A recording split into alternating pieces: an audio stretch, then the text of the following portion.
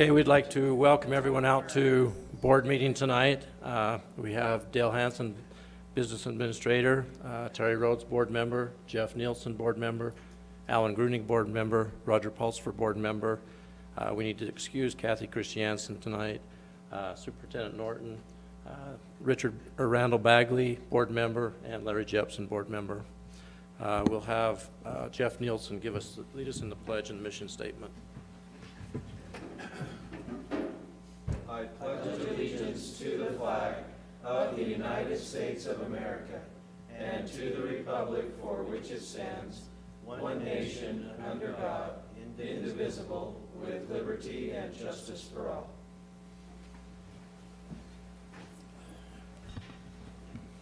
And the mission of our district is to educate students for success in a changing world. Thank you, Jeff. No comments? Okay. We'll go right to number one, the proposed new clubs at Ridgeline High School.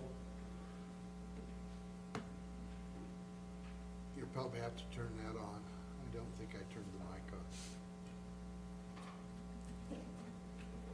Good evening. We have 4 club applications that have been submitted for approval. The first club is the Ridgeline High School Historical Society.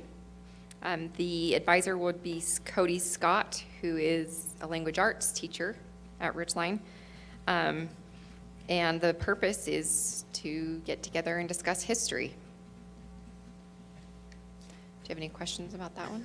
In the volleyball club? I'll get to that one. She's going to do one at a time, right? This is the, should I go in order? Sorry. I don't know what order they're on. On our the- list, it says volleyball. Okay, I'll go back to volleyball. All right, volleyball club. So the advisor is Laura Peterson, math teacher at Ridgeline. They're hoping to start, they've actually been part of a league down in, they've been traveling to Weber high school, and participating in their volleyball club down there. So they're hoping to get their own club up here at Ridgeline. And I think they've got quite a few boys that are that are interested. Do you have any questions about the men's volleyball club? Okay. What's the next one on the agenda? Bowling. All right. Bowling club is, the advisor would be Joseph Johnson, who's a business and geography teacher. And they just want to go bowling. Sounds Any good. questions on that one? We've actually had kids trying to get that one going for a few years now, and they haven't had much luck finding an advisor, so. And then Frisbee. All right, and then Ultimate Frisbee. This is kind of a continuation of one that's been at Mountain Crest for a few years now. Lane Messick, who's our Math 2 teacher, has volunteered to be an advisor for that club. And then last one is the Historical Society, where they would like to discuss history. Cody Scott is the advisor. Okay, any questions for Brittany? Can we get a copy of the applications? Because we don't have that. They're not on there? Mm-mm. Okay, I can send that in. Yep. Anything else? Okay, thanks, Brittany. Okay, thank you. Okay, next we'll go to the transportation grant. Wayne? I was thinking we maybe ought to start some clubs with the bus drivers. I'm not sure what they would be yet, Terry. I hope I have provided you enough information about the grants that we've acquired. My main effort tonight is just to say thank you to the superintendent and the school board for supporting school bus replacements. Without your support, the grants wouldn't mean much because it's a 50-50 match.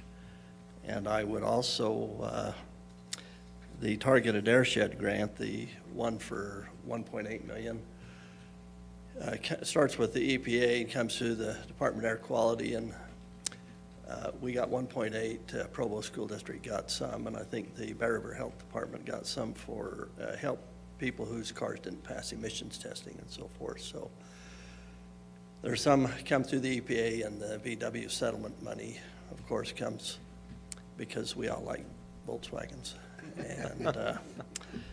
And the targeted airshed grant, part of that was given because we do the busing for both Logan and Cache because of the non-attainment area. And I also, you might be interested, I don't know if anybody was on the board then, but 20 years ago, last month, is when we started, formed a partnership with Logan and signed the document. I think you'd been here a year. I would have been here, but none of the rest of you were. I was So- here vicariously through my parents. Yes, yes, yes, I you were. heard all about Yeah, it. and Dale was here, yeah. So anyway, we have about 145 school buses that we're running right now. So if you have any questions, I'll entertain them. If not, I'll just say thank you. I have one question. School board members and superintendents in the state are preparing to petition the legislature to fulfill their responsibility in transportation dollars. Have you seen that proposal? It's what? 5 million, Increase it 5 million a year for the next 5 years to bring it up to the 85% that by statute the state's supposed to be paying for transportation. It'd be wonderful. So you haven't seen it? We haven't seen, right now, there's not a state director in transportation. Okay. That they're getting ready to open that position, but they haven't had one there for almost a year now. Okay. So we're kind of out of the loop, but did hear that and appreciate that. When the economy turned south, they took the depreciation money, but also the allotment. When we formed the partnership with Logan 20 years ago, the state was funding about 90% of our cost. And it's just deteriorated in that 20 years to, last year I think it was 67% is what the state reimbursed us. So it's wonderful, we appreciate that. So, and Well- if you have any direction or that we could do to support that, we would be open to that and entertain that as well. Okay. Okay. We'll keep in touch. All right. I would just like to say thank you. I haven't heard any complaints this year from patrons about bus routes. Maybe you have, but they haven't gotten back to me. And good job on getting these grants, because I think that's, Yeah. great that we can get those buses We replaced. like the interest rate. It's really Yeah. good. So thank you. Thanks, Mike. Okay, next we'll have Mr. Pickett, Spring Creek. And congratulations, Blake, on the great scores on the SAGE testing. Hell, you know, Roger, that's made up of a lot of great parents and a lot of great teachers that work very, very hard to do that. They work really hard, and we appreciate that. But thank you, and appreciate being here, board, coming tonight to ask for an adjustment. I need to add, if we could, a category in our trust land budget, 6,100 general supplies to purchase some headphones and other things for our Chromebooks, so they can use those in some individual modules and some other things like that. Are there questions? Could we get a copy of that budget adjustment? Mm-hmm. Do you have it in written form or digital form? I don't, but I can, yes. Oh, okay. I was waiting, once I get approval to do that, I update my plan and I can get you a copy of it if that's okay, or I can get you that, yes. Okay. Thanks. Anyone else? Just a comment, he made some comments, but it's pretty well-known in the education community that there are no great schools without great principals. So, well done. Thank you, you're very kind. Thanks, Blake. Blake? So again, the request, give me again the dollar amount? It'll be $1,000 to move into it, into general supplies, out of audiovisual materials. So Which is- headphones aren't audio-visual? Wow. That's what I've been told. You would think, wouldn't you? But I have learned since that, no, they're not. Wow, Um, okay. But we'll get them in the right part and get them there. Thanks, Blake. Okay, Gary, UCA report.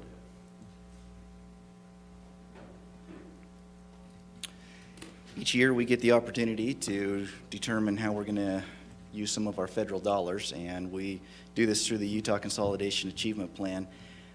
You have an electronic copy that was just sent to you a couple hours ago. Sorry if it was such a late arrival, but what we'd ask is that maybe you take a look at that before our next meeting, because we would like to get approval on the plan at our next meeting so that we can actually turn it in by the due date, which would be November 1st.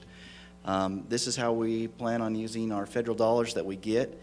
The state is actually going to move away from the UCA plan. They're going to do something different next year. We still should receive those federal dollars, and we will still have to fill out some kind of a plan and identify our goals and how we plan on achieving those goals, but it will not be called UCA, and it will not look at this same template that you see today. You guys, I think, have seen this in the past. It's something that we do every year. We identify some goals. There's a performance measure under each goal, and then there's a list of strategies how we as the Cache County School District plan to achieve those goals. We did not change a whole lot this year. We just cleaned up some of the wording, took some things out that were obsolete in the last year or two. Some of the things dealt with our transition of grade levels, 6th grade into the elementary and 9th grade into the high school, some things like that that just needed to be updated to where we're currently at. But other than that, we're going to kind of try to keep with what we've done in the past. So, Gary, do you have any idea what this is going to look like next year? I have no idea. I You haven't attended a seen meeting anything? just a couple weeks ago down in the state, and they said they will not use this form. It will change next year, and that's all we saw. There were a couple items in here that didn't appear last year, and I wonder if that's, as they start to look at the transition, if they've tried to sneak a couple of those in. I don't know, but we answered them accordingly. So, Okay, so it'll be a surprise when it comes out. probably. Some of this, oh, But I think rest assured, we are gonna continue to consolidate our funds, because Yeah. that's how we've done so well in Yeah. our reading program. That's why I was wondering. Yeah. if- So if- whatever the state does, I'm sure it won't be directing us that we can't do what we've done for the last umpteen years. So we'll just go ahead and continue to have our goals, combine the money, and have a cohesive program so that we aren't spending some money over here for this and some money over here for that, and they have different goals. There's not enough money. So we might as well continue to do what we do best, and that's consolidate our goals and the money and continue to perform. That was one of the major questions that I had is next year, what is the implications going to be? Because, you I don't know where the state is why heading. fix it Yeah. if it's not broken? well, and I agree with the superintendent. I think we'll still be allowed and able to consolidate that, and absolutely we want to do that. It's kind of fun. This was my first time going through this, but as we went through, it didn't matter what fund we were talking, didn't matter what program we were looking at, or what piece of our district, our goals were the same. So, Okay, thank you. Yep. When you say federal funds, is that, so this just applies to Title I, right? well, Federal that's one funds. of them. So Okay. you've got Title I, Title II, Title III, you've got your 21st century, you've got your reading achievement, your. So basically all the reading, the federal reading funds available. That is Okay. a majority of it, a Okay. big chunk. Achievement is not federal funding. That's true. That's what we, State loans. to put in with it. You do have some IDEA stuff in here. You got some special ed things, Oh, so there is special ed, it's not all reading. right? Okay. Some of that, there's a piece actually in our preschool, special ed preschool. Okay. There's one piece of it even. So, So if they have questions during the week while they're reading that, they can email you and get with you. if you would, please, and yeah, and if you see things that you need to change, we'll make note of those and then try to have that updated by the time we get back together. Okay. Sounds good. So, Any other questions? Thanks, Gary. okay. Okay, SAGE report and the school grades report, Kurt and Robin. It actually takes two of us to do that. It's been a long time. It's good to be here. So, There is a lapel mic there if you want to, so you don't have to keep sharing the mic. well, I'm going to turn most of the time over to Robin, Okay. so. Yeah, I do, but it's okay. So we have before you some data from our last year's. Move test- that mic over so you're talking to the people at home Hello? will be able to hear. Okay, thanks. So we have presented to you the report from last year's assessment.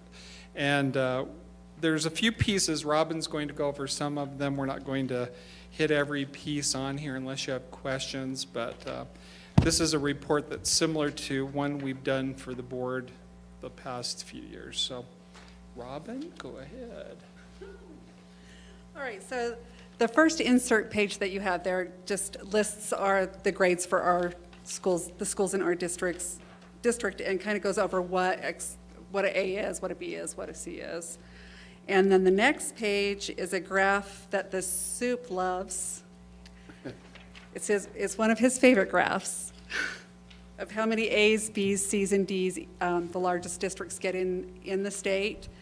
And if you look at the cash, really the way it reads is from top to bottom, so the orange is A's and the blue is B's. And you'll see that in Cash District, we are almost all A's and B's. There's only a few C's in there. So, and just a note, there was no grade for Ridgeline because they're a new school. All right. Page 2 is a table of contents that will help you navigate through this report.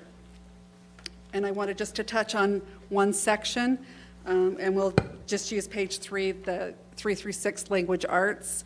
I put in the 4 years of SAGE data as compared to the state for those grade levels and the trend line.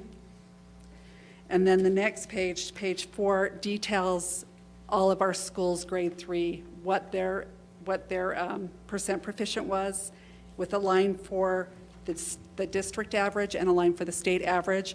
And as you go through those, you can see that when we first started SAGE, the gap between that district average and the state average was quite wide. And in some of those, you'll see in some of the individual tests that that gap is narrowing. It's getting closer, the bands are getting closer together. So I'm not sure what that says, but we're still doing quite well. Take the quiet out there. Take the quiet out. We are doing very well. Thank you. Also, if you'll turn to page 8, there is a problem with the 9-10 English language arts scores. There was a problem at the state, and at AIR, they did not merge those two, the reading test and the writing test, until we made them. And so, Well, they just came back last week. yeah, they barely got merged. Friday, I think, was when it finally hit the books. So on the data gateway, it's not correct. And on, even in, the data gateway is not correct. But if you drill down, I had other data that I could run through. And so that on page 9, those percentage points are correct for Ridgeline. And they were the one school that had the largest problem. Their data was way off.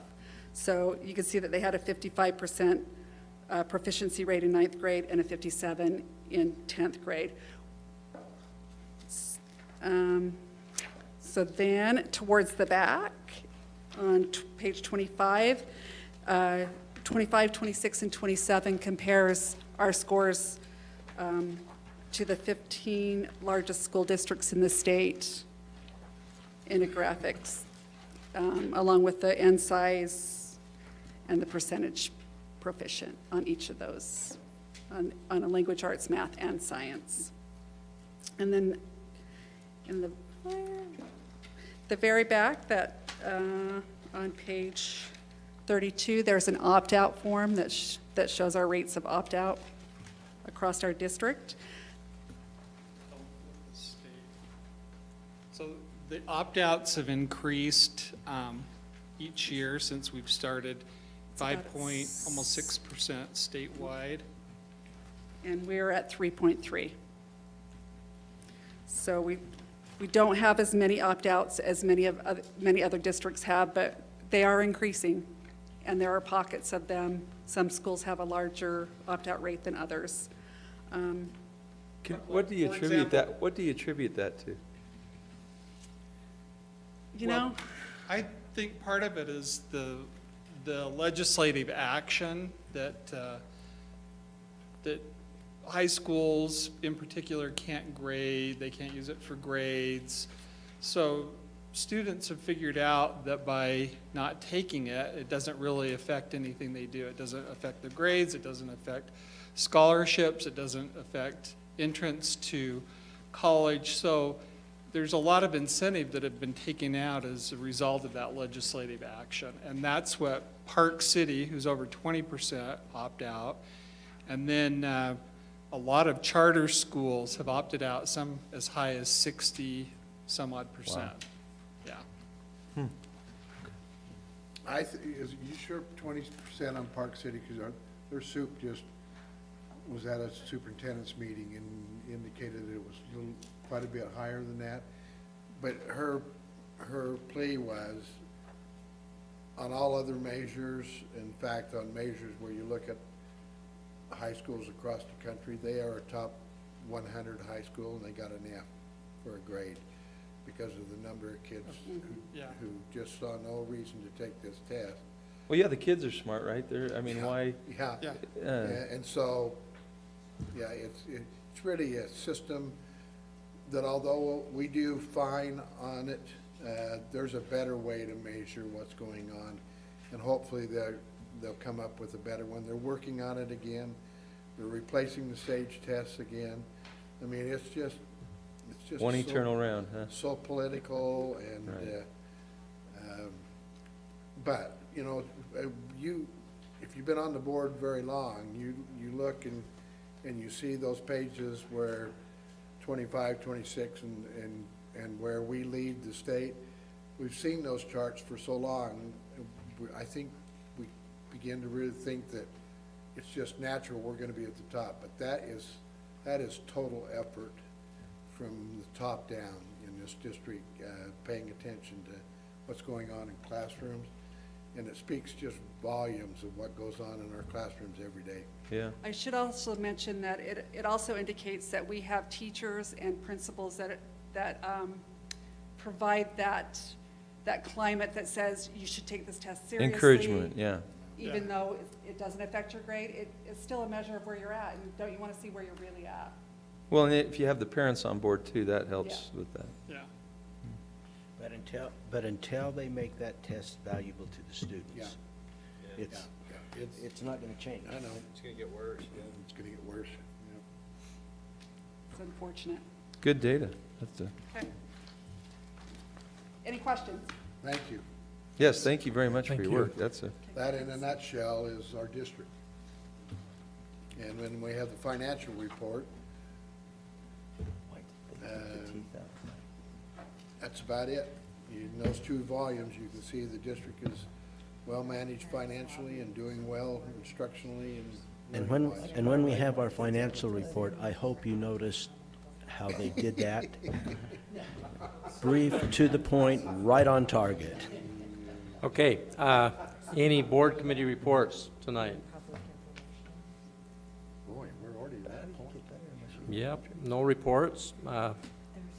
And Kathy's not here, so we don't have a board president report. So we'll go to the superintendent. You know, we're out of here. We're gonna go into executive session. and Okay, we appreciate that, but one thing. If you're not happy with your portrait up there, or if you would just like another one, Life Touch, people who do all of our pictures are coming to the district office on October 16th between 9 and noon, and they would be happy to give you a packet of pictures. I think most everybody sitting out there has already had it done, and I don't know about you, but I was pleasantly surprised at how well they made most of you look. so Kurt looks all right then? No. Did everyone at the district have one of those pictures taken? Pretty much. And could all those pictures be posted on the district website? Okay, there's your question. Yes. Thanks, Dale. Good. Dale just committed to it, so. Not only posted, but with, Tim, but not only posted, but a brief job, you know, what they do. Yeah. That would no, really that- help. That can be brief. You know, that would help so much. Boy, Jenda will learn not to come to a meeting, huh? Okay, I'll take a motion to go into executive session. We have to make it for specific. So I'll make the motion that we go into executive session for the purchase of real property. I second it. Okay, we've had a motion that we go into executive session to talk about purchase of real property and seconded. We'll take a vote. We have to vote individually. Pardon me? We have to vote individually. So Dale, are we going to vote on, or should we just, Sorry, when she set this up, she didn't put her as an action item, so it doesn't let me set up. okay, so we'll just go through. Do it verbally. Terry?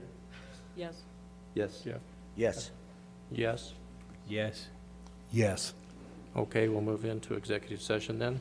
One other item, Carolyn's father passed away, and that viewing is tonight from 6 to 8 at the mortuary on Center Street.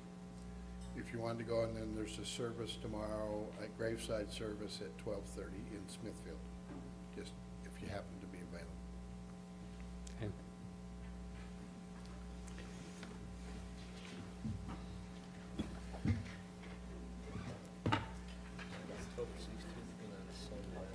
It's a Sunday? So we need a motion to come out of executive session, right? Yeah, but it can just be a vote. It doesn't have to be individually. Okay. So I'll take a motion to come out of the executive session. I move that we come out of executive session. I second. All in favor? Yes. Yes. Yes. Okay, if there's nothing else, I guess that's it. One thing I'd just like to remind us, I watched one of the videos of the meeting last week, and I had a hard time hearing Yeah, you gotta some talk of us, right so in. we need to make sure we talk into the Yeah, microphone. if you don't, it's not, they're not gonna hear it. People are not going to be able to hear it. Okay? Okay, I'll take a motion to close the meeting. I make a motion that we adjourn. Motion's been made to I adjourn. second that. All in favor? Yes. Yes. Okay, meeting adjourned until, when's the next one? 26th, isn't it? 26th?